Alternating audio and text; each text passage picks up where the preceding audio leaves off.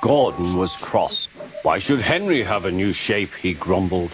A shape good enough for me is good enough for him. He goes gallivanting off to Crewe, leaving us to do his work, and comes back saying how happy he feels. It's disgraceful. And there's another thing. Henry whistles too much. No respectable engine ever whistles loudly at stations.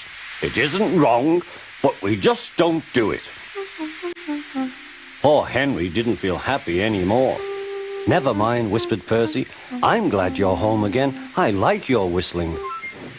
Goodbye, Henry, called Gordon. We're glad to have you with us again, but remember what I said. That night, Gordon slunk into the shed. He was glad it was empty. It isn't wrong, murmured Henry to no one in particular, but we just don't do it. No one mentioned whistles.